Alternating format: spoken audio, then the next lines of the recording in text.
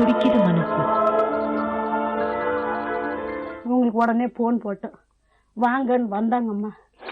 வரவும் அம்மா அப்பள என் மகத்தை கூட இவங்க பாக்கலம்மா.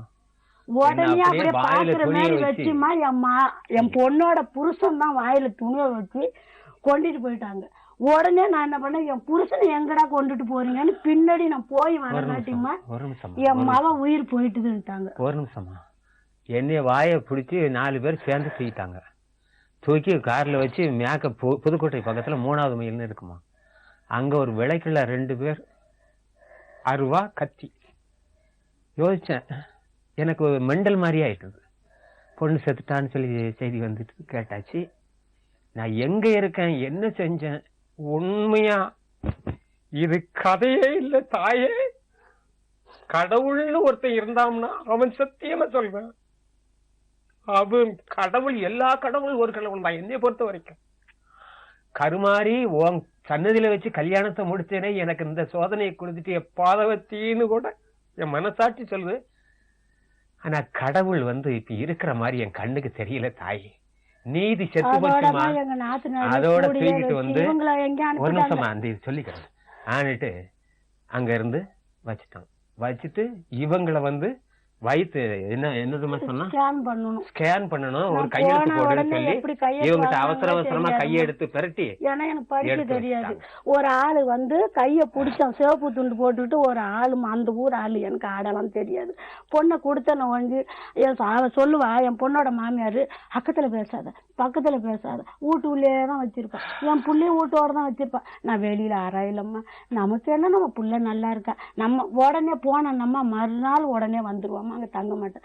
காலை 5:30 பஸ்ஸுக்கு போவேன், உடனே நைட்டுக்கு வீட்டுக்கு வந்து, ஏன்னா இவங்களுக்கு சாப்பாடு செய்யணுமே, நம்ம அங்க தங்க கூடாது.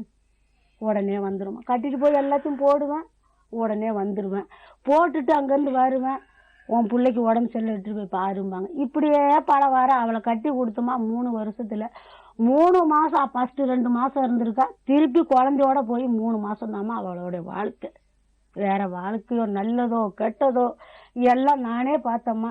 இந்த குழந்தைய இந்த கையெழுத்து வாங்கினாங்க, என்ன செஞ்சாங்க ஏது செஞ்சாங்கங்கிறது எங்களை தூக்கிட்டு போயிட்டாங்க. என்னமோ நடக்குது. இன்னுமா புள்ளைய மட்டும் கையில பிடிச்சிக்கிட்டு எங்க நாத்தனார் இருக்காங்க, அவங்க என் மடியில போட்டு என்னை வச்சுக்கிட்டு என்ன பண்ணுனானுங்களோ ஏது பண்ணுனானுங்களோ, என் புள்ளை என் கையில கொடுத்து அடக்கலம் பண்ணலாமா. அநேகம் நடக்கட்டும், 2 பேருக்குமே தெரியாது தாய். அந்த குழந்தைய கொண்டுட்டு வந்தோம்மா. அன்னைக்கு தூக்கிட்டு வந்த குழந்தைம்மா திருப்பி 1 மாசம் கழிச்சு 2 பேருக்கும் சுய நினைவு பக்கத்துல அக்கத்துலதான், சொந்த பந்தம் பார்க்கல, பக்கத்துல அக்கத்துலதான் குழந்தைய பார்த்துக்கிட்டு என்ன பார்த்து இவங்கள பார்த்து இவங்களோட ஃப்ரெண்டுங்கெல்லாம் பார்த்து 2 பேரும் இப்படி ஆயிடாதீங்க, உன் மக போன பிறகு ஒரு குழந்தைய கையில கொடுத்துட்டு தான் போயிருக்கா அப்படின்னு சொல்லிமா 1 மாசம் பொறுத்து இவங்க கேஸ் கொடுத்தாங்கம்மா. அதுலயே செல்லாவலம்மா. எப்பயார் போட்டதே இறந்து 3 நாள் கழிச்சுதான். ஒரு கேஸ சேர்த்த உடனே கேஸ் புக் பண்றது இல்லையா? இல்ல இப்படி தெரியாம தான் தாயை கேட்க. இறந்து 3 நாள் கழிச்சு எப்பயார் போடுறதுக்கு இல்ல ஸ்டேஷனா இல்ல வேற எதுமானு எனக்கு தெரியல தாய். அப்படி இருக்கு கேஸ் கொடுத்து அவ்வளவு தூரத்துல என் மனநிலை பாதிக்கப்பட்டு படுத்து எழுந்துச்சு. எனக்கு இப்ப ஆர்டர் ப்ராப்ளமா, அதையும் சொல்லிருக்கேன். கை காலம் சமயத்துல பறக்கலையேன்னா மருந்து சாப்பிட்டுக்கிட்டு இருக்கேன். பொண்ணுக்கு போட்ட நகையும் கொடுக்கலம்மா, என் பொண்ணோட துணிமணியும் கொடுக்கல, என் பிள்ளைக்கு போட்ட நகை, குழந்தைக்கு போட்ட நகையும் கொடுக்கல. அவன் பார்க்கவும் கிடையாதுமா. தூக்கிட்டு இதே 5 வயசு ஆக போதுமா, 4:45 நடக்குது.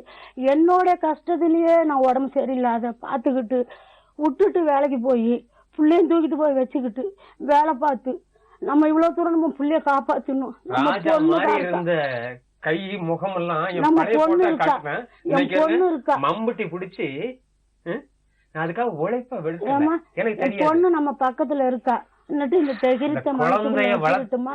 இப்ப கொஞ்சம் கொஞ்சம் வேலை பார்க்கவும் புள்ளைய பார்க்கவும் அம்மான்னு கூப்பிடுவா. அதை நான் காதல வாங்கணும்.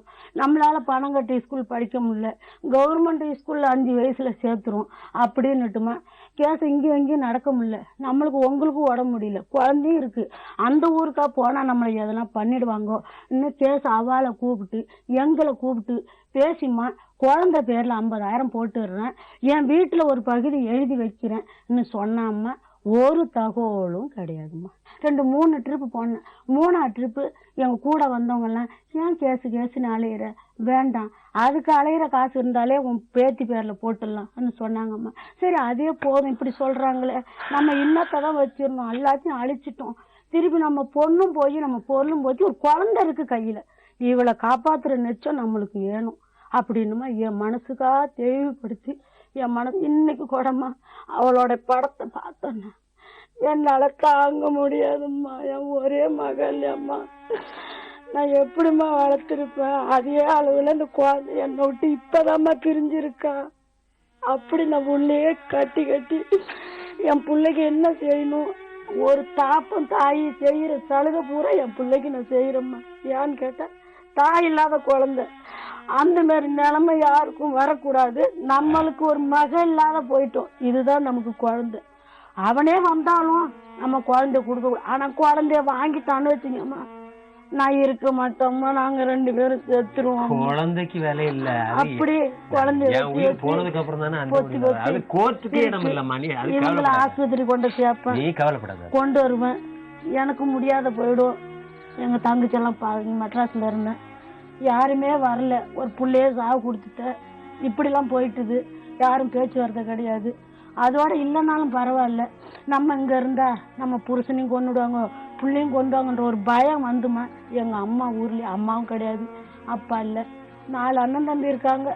எந்த இடைஞ்சலுக்கும் நான் போக மாட்டேம்மா, இவங்க அனுப்ப மாட்டாங்க. கஞ்சிக்கு யார் வீட்டுக்கும் போக மாட்டேன், துணிக்க இவங்களே வச்சு இது வரைக்கும் என்னையும் பிள்ளையும் பராமரிக்கிறாங்கம்மா. என் மக செத்ததுல இருந்து அவங்களுக்கு ஹார்ட் ப்ராப்ளம், ஒரு அதிர்ச்சி படக்கூடாது அப்படின்லாம் சொன்னாங்க. ஒரு குழந்தைக்காக நம்ம வாழ்ந்து தானங்க ஆகணும். ஒவ்வொரு நிமிஷம் நான் நல்லா இருக்கும்போது அவங்களுக்கு சொல்லுவோம்மா, அவங்க நல்லா இருக்கும்போது எனக்கு சொல்லுவாங்கம்மா. குழந்தைய பார்த்துக்கிட்டு தாம்மா என் வாழ்வு ஓடிக்கிட்டு இருக்கு. இல்லைன்னா என் முகத்தன்னைக்கு என் உயிர் போயிருக்குமா.